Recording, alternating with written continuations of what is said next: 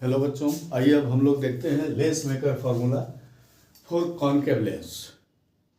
Proof lens maker formula for the concave lens without sign convention which is easy to proof. तो सबसे पहले हम लोग को इसमें कंसंट्रेट करना है इसके डायग्राम पे। डायग्राम अगर आपको समझ में आ जाएगा तो प्रूविंग में इसमें कुछ नहीं है। देखिए, ये हमारे पास एक कॉनकेव लेंस है, इसके दो फेस हो गए, x1 p1 y1, x2 p2 y2। इसका रिफ्रैक्टिव इंडेक्स है n2, इसका है n1 और इधर भी है n1। अब देखिए, अब हम लोग बात करते हैं यहां से कि O is the point object. O is the point object. यहां पे देखिए, हम लोग को चालाकी करना है। वन रेज तो ऐसे जाती है विदाउट डेविएशन पास हो जाती है, दूसरी रेज यहां से स्मॉल एंगल पे जा रही है। देखिए, ये स्मॉल एंगल पे जा रही है, ये जा रही है। अगर ये सरफेस x1 p1 y1 नहीं रहता ना, तो ये रेज जैसे थी वैसे ही चली जाती विदाउट एनी डेविएशन, उसको कोई नहीं डिस्टर्ब करता तब। लेकिन यहां पर देखिए, सरफेस मीडियम अलग है, और जब मीडियम अलग है तो रेयर से डेंसर में जा रहा है, तो फिर क्या हो जाएगा, नॉर्मल की ओर मुड़ जाएगी। When rays travels from rare to denser medium then it moves towards the normal. तो सबसे पहले आप इस फेस का, ये जो फेस है x1 p1 y1, इसका नॉर्मल ड्रॉ कर दीजिए। नॉर्मल यहां पर हम लोग लिखते हैं इसका, देखिए c1। अब ये नॉर्मल की ओर मुड़ जाएगी। देखिए, तो ये यहां से, ये जो रेज है ये कुछ ऊपर को मुड़ जाएगी, और ये रेज यहां से ये ऐसे चली और यहां पर इमेज बन गया I1। देखिए, पीछे बढ़ाने पे वर्चुअल इमेज बनेगा। ये रेज चली, ये A पॉइंट से चली और ये B पॉइंट पर आ गया, यहां पर आ गया पॉइंट B, इस पॉइंट पे। अब देखिए क्या है, रेज ये गई यहां से, ये ऊपर को मुड़ गई, तो इमेज यहां बन गया। अब ये फिर ये सीधा चली जाती है, लेकिन ये भी सीधा नहीं जाएगी। इसके पीछे क्या कारण है, देखिए, इसके पीछे कारण है फिर से मीडियम चेंज हो रहा है, डेंसर से रेयर में आ रहा है। जब डेंसर से रेयर में आएगा तो क्या हो जाएगा, देखिए, अब नॉर्मल यहां हम लोग कर देते हैं, तो डेंसर से रेयर में जाएगा तो नॉर्मल से दूर जाएगा, moves away from the normal.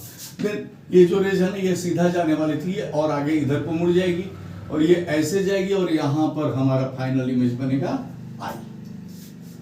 यानी कि ऐसे, फिर अप, फिर अप। यहां स्मॉल एंगल से लेके जाएंगे हम लोग, आप आसानी से ये रे डायग्राम बना लेंगे। मेन इसका रे डायग्राम है।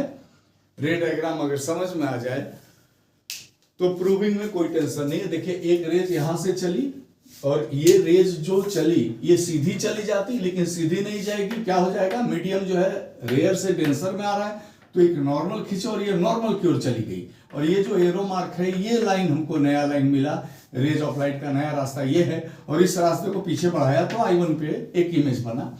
ये आगे चला, ये फिर सीधी चली जाती जो यहाँ डॉट से दिख रहा है, लेकिन चूंकि डेंसर से रेयर में गया तो ये नॉर्मल से दूर जाएगा, तो इस बार नॉर्मल ये है इस फेस के लिए, इससे दूर जाएगा तो फिर से ये नया रास्ता ये चुना जो पीछे बढ़ाया हम लोग, तो I पर आया। तो ये हमारा रे डायग्राम है। अब देखिए, first refraction takes place from rare to denser.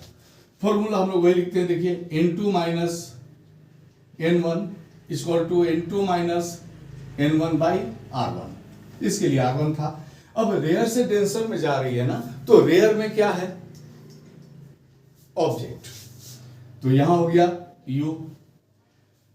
Denser में है इमेज, तो ये हो गया V डैश। देखिए, यहां से ये जो है ना, ये V डैश है, यहां तक का डिस्टेंस हमारा, ये मिडिल पॉइंट से V डैश है, और ये V है, यहां तक का डिस्टेंस V है, और ये U है। ये इक्वेशन 1 हो गया। It is due to refraction from surface x1 p1 y1. Second refraction takes place from surface x2 p2 y2, in which rays of light travels from denser medium to rarer medium. अब denser से rare में जाएगा, formula फिर से वही लगाते हैं हम लोग। देखिए, n2 minus n1 equal to n2 minus n1 by r2। यहां पर अब देखिए क्या करते हैं हम लोग, इस सरफेस के लिए I1 जो है ना ये ऑब्जेक्ट का काम करेगा, यानी कि डेंसर से रेयर में जाएगा तो डेंसर में ऑब्जेक्ट रहेगा, डेंसर है N2 तो यहां पर ऑब्जेक्ट रहेगा V डैश, I1 ऑब्जेक्ट है V डैश बाय V। ये हो गया इक्वेशन 2। अब हम लोग इक्वेशन 2 में इक्वेशन 1 को सब्ट्रैक्ट कर देते हैं एज यूजुअल, जैसे हम लोग कॉन्वेक्स में किए थे, कोई अंतर नहीं हुआ, यहाँ माइनस यहाँ प्लस यहाँ माइनस, देखिए ये कैंसिल आउट हो गया, ये बच गया N1 by V minus N1 by U equal to N2 minus N1। अगर दोनों में से कॉमन निकाल दे तो ये बच जाएगा 1 by R1 minus 1 by R2, और यहाँ पर N1 अगर बाहर हो जाएगा तो 1 by V minus 1 by U equal to N2 minus N1, 1 by R1 minus 1 by R2, और इस N1 को इधर लेके गए तो 1 by V minus 1 by U कितना बन जाएगा 1 बाई F। N1 इधर चला गया, that is N2 minus N1 by N1, और इधर हो गया 1 by R1 minus 1 by R2। अब देखिए 1 by F equal to N2 by N1 minus N1 by N1, 1 by R1 minus 1 by R2, ये हो गया 1 by F equal to N21 minus 1, 1 by R1 minus 1 by R2। देखिए ये हमारा formula proof करना था, ये सेम प्रोसेस है, सेम डेरिवेशन है, सिर्फ डायग्राम में अंतर होता है। समझ में आ गया होगा। Thank you.